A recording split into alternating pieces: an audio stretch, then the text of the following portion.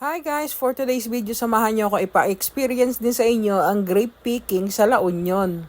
Dito sa experience na to, parang nabili namin yung buong grape farm. Kasi sobrang aga nito guys, mga 6 a.m. siguro or magsi 6 a.m.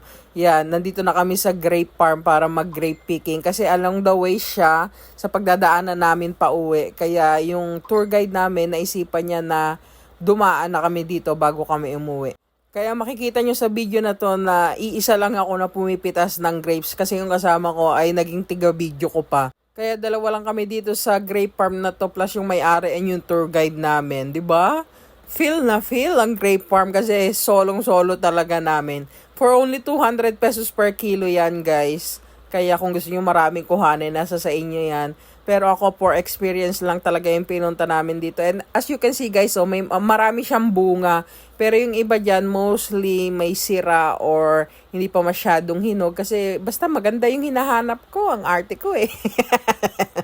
Parang talagang inikot ko yung buong grape farm nila para makakita ng magandang mga bunga. Kasi sobrang arte. Siyempre, di ba nandito na lang din tayo para i-experience. Kaya i-experience natin ang naaayon sa gusto natin. Who cares, di ba? Nagbayad naman tayo. Kaya talagang inikot ko pati kasulok-sulukan pati doon sa kabilang farm nila. Para makahanap ng magagandang bunga.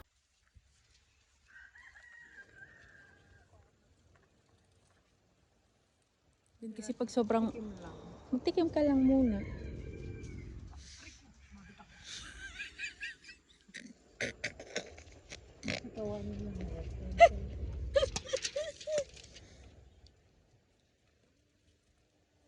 Ay, di pa sa kabila pala, oh.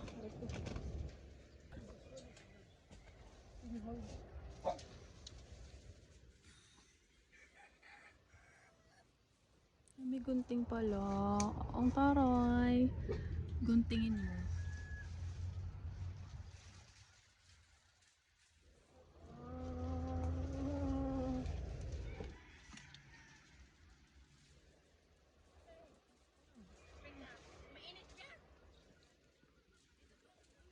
Bebe, ako.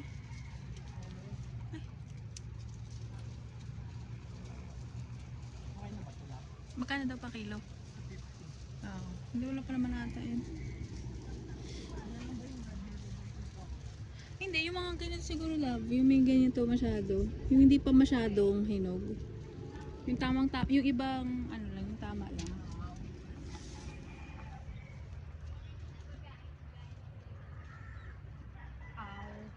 Why? Anong aw?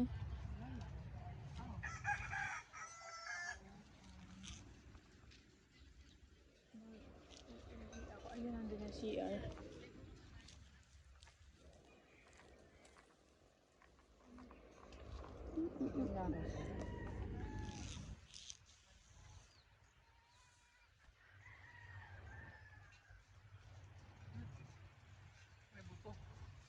So tama na yun kung may buto.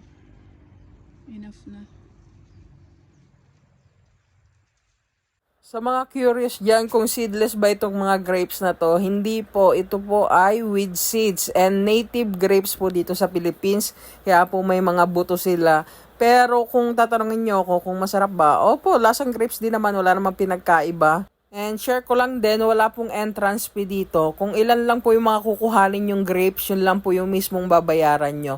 Which is 200 per kilo. And may mga ibang products din po sila like yung mga drinks na gawa sa mga fermented na ubas, yung parang pa-wine style na pero iba yung pagkakagawa nila.